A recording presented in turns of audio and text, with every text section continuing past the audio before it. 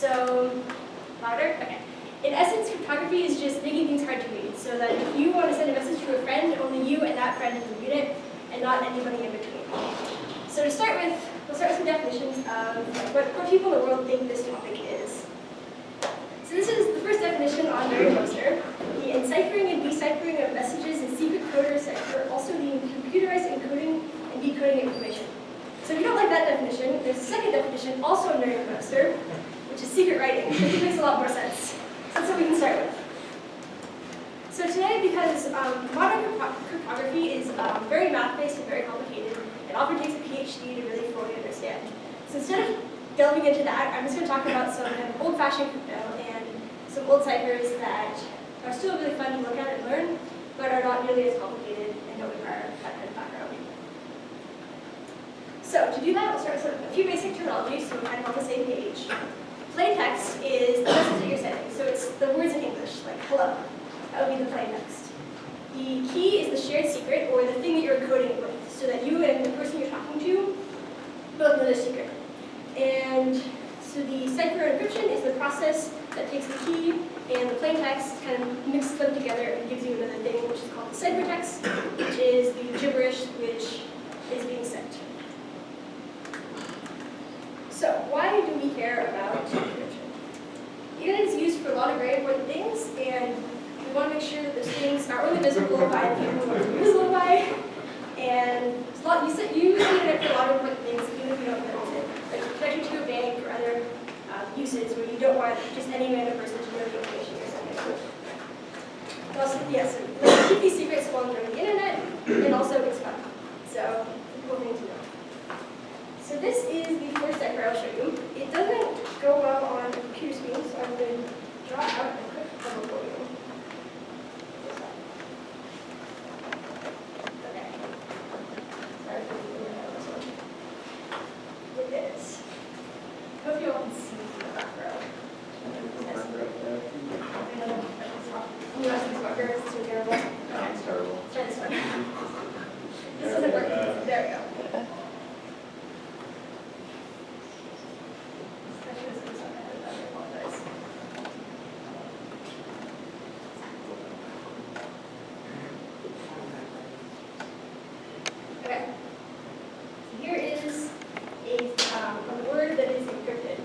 So if you look at this now, what do you see? A bunch of kind of random letters and characters. So it's kind of a good example of a puzzle. So this particular one could be used like, it's a fun puzzle. So is there any ideas what this is when you look at it? Anyone? Ideas? Okay, we'll get to that in a minute. So what this is, it's a cool substitution cipher. So what each of these letters is using this key here for it to be encrypted. So if you look at this first one, it's like a U shape. So which of those letters there looks like kind of in that U shape that looks kind of like that? Anyone? B. Okay. So B. Next one? A. Okay.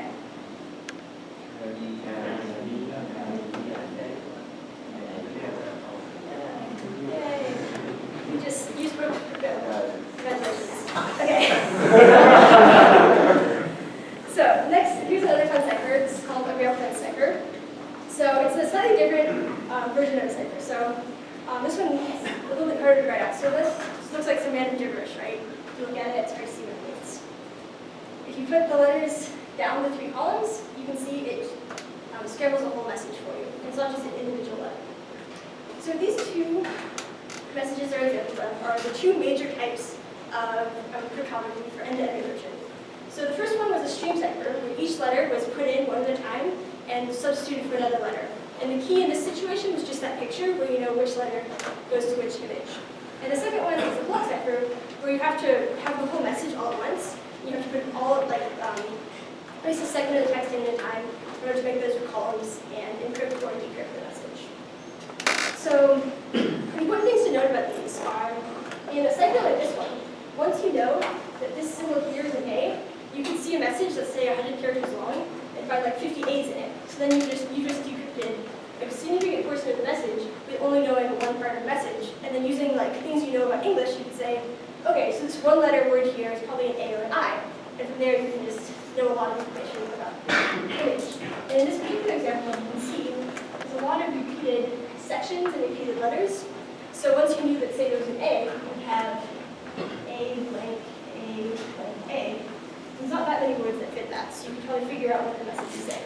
With the block cipher, there's a little bit more of information hiding. So even if you knew that the first letter of the message was like an M, you would not be able to figure out if any other letter in the message was an M. So this kind of brings me to my next major point that I want to kind of go over, which is breaking cryptography. So a lot of these ciphers I showed you, they're not like the most secure things ever. But this is kind of a fun example from more recent crypto, actually. So if you look at these two images, what do you see? So if you look at the first image, obviously okay, I'll let you guys answer. What do you see? Anyone? The Linux penguin. It's the Linux penguin. When you look at the second image, do you also see it? Yeah. So what's interesting about this is that that second image actually takes blocks of pixels and encrypts them with a block cipher. However, because there's a lot of patterns throughout the image, like lots of sections that are all black, you're still able to see that all those sections are all black look kind of the same because it's a bunch of pixels clustered together. So the main point here is that you have to be really careful about watching that the whole image, because each individual thing was encrypted with actually a very secure PCB mode encryption, but if it's only like sections being encrypted at a time, you can still kind of see the general picture of the whole image. That's kind of in general the problem with the stream cipher is that if you can pick out some information and find some patterns, you can break the other pieces of information. So kind of what I'm trying to get across here is that this is the fun part about cryptography. It's all about finding patterns and using these patterns to try and hide information, to try and like see how information can be found. Something that looks kind of like gibberish when you're just looking at the ciphertext. So I'll end you with a fun topic. And if you have any questions, feel free to talk to me at any time about any type of crypto. I love talking about it. Yeah, thank you.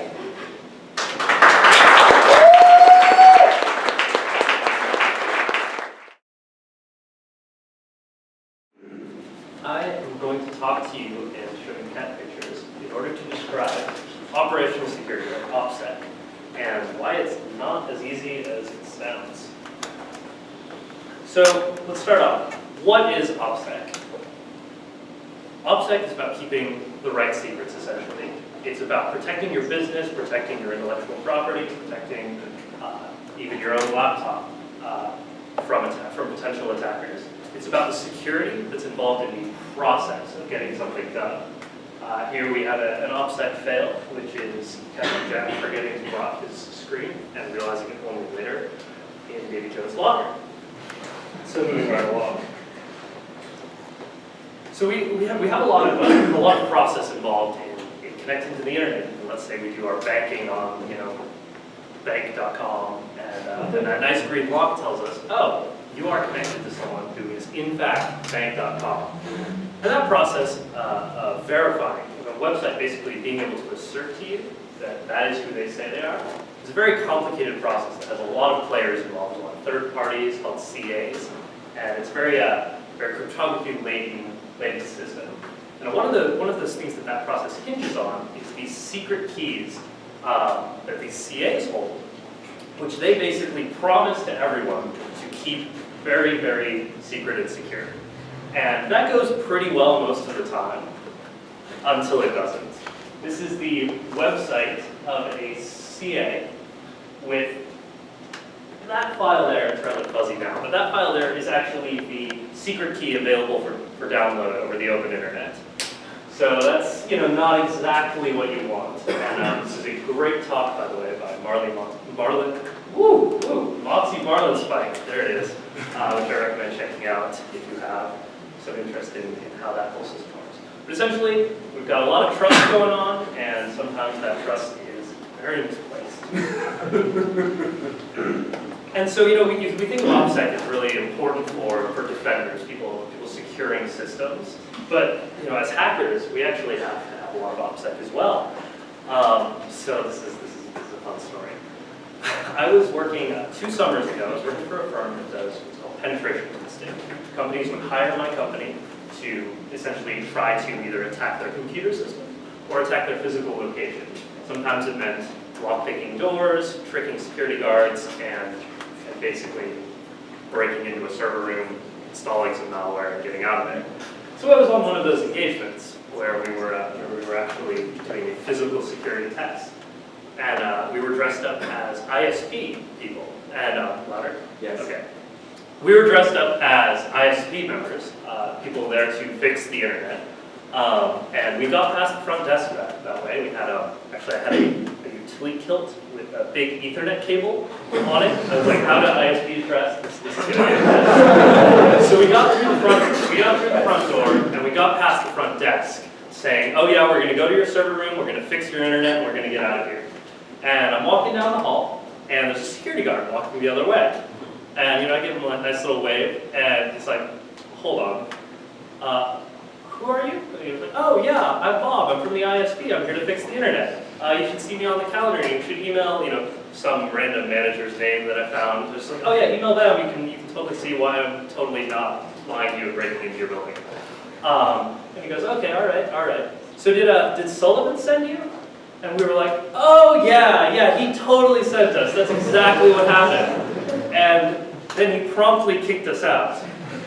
We later found out that Sullivan was the name of the property management company, not actually a person at the company. So that was rather sad for me. You can see this is me trying to get into that server room, but it failed miserably.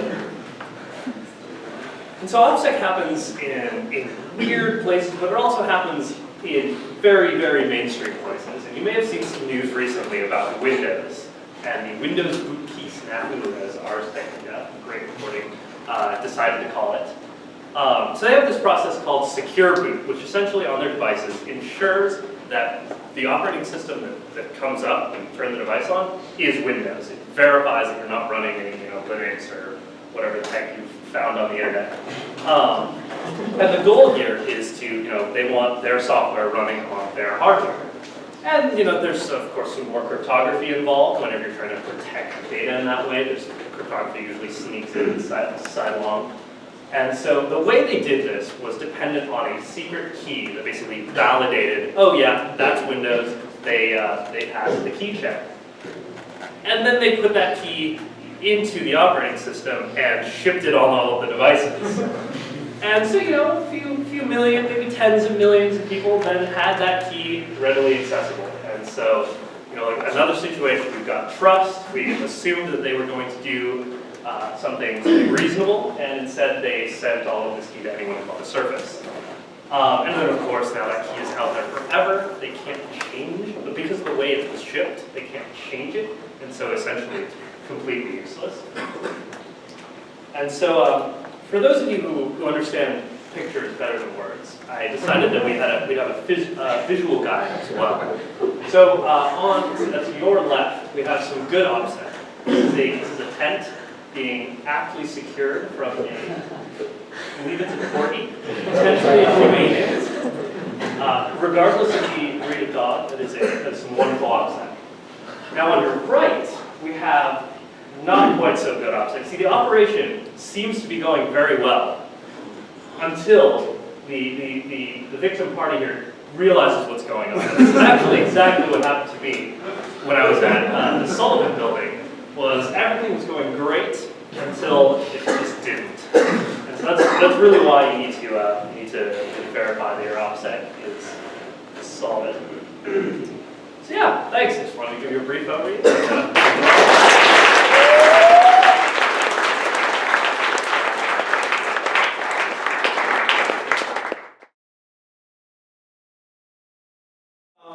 Hi, I'm Nate. I'm the Hardware Outreach Officer, and I'm here to talk to you a bit about hardware security, which is my focus as the Hardware Outreach Officer. So before we get started, just want to see a show of hands. Anyone here is an EE or a CE? Awesome! Yes! All right. So hopefully this year will be really great for you guys. I'll do my best to give you guys as much material to work with as possible. So the first question you might have is, why do we need hardware security? What about security needs hardware engineers to be a part of it? And the answer is that security isn't just about software. It can't just be about software. Secure software depends on hardware being secure as well. So if you're an EE or CP, we need you both in the club and in the industry. The security industry needs hardware engineers. So then, what is hardware security? There are three main aspects. Creating less vulnerable hardware, accelerating secure software, and in fact doing some things that secure software can't do. Some things only hardware can do. And we'll cover each of these in turn. So, first off, let's cover creating less vulnerable hardware. I'll only cover one aspect of hardware vulnerabilities, and it happens to be my personal favorite, side channels. Side channels leak information through the timing, power consumption, and some electromagnetic interference from the device itself. And so then what do I mean by that? Well, computers have a number of inputs and outputs, and you're all used to most of them. I mean, you look at a screen, you type on the keyboard, you listen to the speakers, you manipulate the mouse and trackpad. And you even use the Wi-Fi and Bluetooth to connect to other computers and networks. But there are other inputs and outputs that you sometimes don't think about, like the power cable. The power cable is an input to the device, and it can even act like an output to the device, output from the device as well. You can leak information through the amount of power that the computer is consuming. So let's take a cryptographic algorithm like Marina talked about earlier. Here we have RSA, which is a common public key cryptography algorithm. And if you just go and implement RSA, the most naive way possible, just say, oh, this is what you do to do RSA? Okay, I'll just type that in and do that. And then you measure the amount of power being consumed by the device over time as you encrypt something with RSA.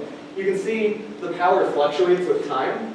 And if you keep track of when it's high and when it's low, and then say, just guess that when it's low it's a 0 and when it's high it's a 1, that trace will be exactly the secret exponent key used to decrypt and encrypt things. And that has to be secret, and that's bad. So secure hardware is also about accelerating secure software. And this is mostly done by offloading crypto algorithms from the CPU onto dedicated hardware. And what this allows you to do is compute cryptography faster and with less power, which is more and more important the more we have embedded platforms like phones and wearable tech, and my own personal pet peeve, the dreaded Internet of Things. And then secure hardware is also about doing some things that software can't do. And the real crux of it is that if you have data in RAM or on disk, it's not a secret. If you have data in RAM, any other process on your computer, for the most part, can just read it. I mean, that was pretty much what Heartbleed was about. You have data in RAM, and then someone else comes along and reads it. And sure, there was a bug involved in reading it, but if it's there to be read. And then when you have a hard disk, you typically want to make sure that people can't access your files willy-nilly. For the most part, that's okay if it's just in your computer. But if someone takes your hard disk and just plugs it into their computer, I mean, unless you have full disk encryption, you're going to have a bad time. And that's true even if you have full disk encryption and you have, but your disk, the key used to encrypt the disk is also stored on the disk, because then you just look for the key, you decrypt the disk, and you might as well not have had it to begin with. So the real thing is, key storage needs dedicated hardware. And actually, almost all of you, I bet, have dedicated hardware in your pocket right now to do key storage. Every single iPhone and every single Android phone made in the past couple of years has key storage hardware built into it. In fact, that was what the San Bernardino iPhone case was about. The FBI wanted Apple to create a workaround for the key storage hardware in the phone. Also, every time you use a credit card or a debit card, those transactions are secured using a hardware security module. A dedicated server that has dedicated security features built in the hardware inside the box. So what can you do to get involved as an EE or CB in the club? Well, you're already here. You can attend meetings. You can also come to my hardware security talk later this quarter, where we'll be discussing all of this and more in much better depth. I'm working right now with Professor Danowitz and Professor DeBrule to create a hardware security class, which we're hoping to get out maybe this spring, perhaps next year. And finally, come talk to me.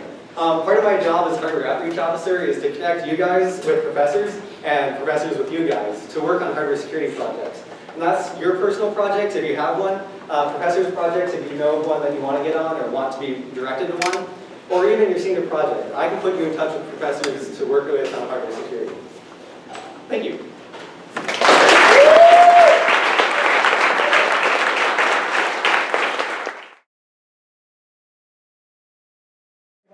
I'm Jasper. I'm really spastic, so if you see me drop things, trip things, walk into things, not get mics on my body in time, it's really kind of a mess. All right, let's try this one more time. So, my talk is called Lockdown. It's kind of about security fails, other silly stuff. It's a little bit technical, so just bear with the details. If you don't get them, ask me at the end. I'm going to introduce myself on the next slide, and I'm going to explain why the slides are kind of going on their own in the second after that. So, I'm Jasper. I'm a third-year computer science student. I'm a tutor, I'm a TA. You'll see me around the department. If you don't know me yet, you will. You'll see me with Nick a lot. I kind of never leave. And I'm the assistant CTF master. White Hat is a great place. So, why are these slides moving so fast? Why am I talking like a maniac? Well, we're going to wait because I'm doing this like another club on campus at night. They meet once a quarter. They give free pizza, so you should go. But their slides, their things are fast talks where there's 5 minutes, exactly, 20 slides, and they go 15 seconds a slide, automatic. I don't get to touch my computer. So this is fun. And it's rapid fire, and I thought it was great for this talk. So, security is hard. You probably figured that out. You look at the slides like, it's really confusing because it really is hard to get right. Like, there's a lot of ways people will cleverly get around everything you try to do, and everything will kind of go wrong. And that's partially because security is not really intuitive. You'll run into weird things, you're like, this should do the job, and it won't. Like if you lock your drawer and someone takes the drawer out above it. Like you may not have thought of that, but that's totally how you get in that drawer. And to illustrate this, I'm going to talk about a kind of technical thing called DES. DES is a really old encryption standard. It's from the 70s, and it was great in the 70s. Computers got better, and they broke all the keys that DES could use, because DES used a really short password, like really short, and computers in the 90s were like, that's just child's play.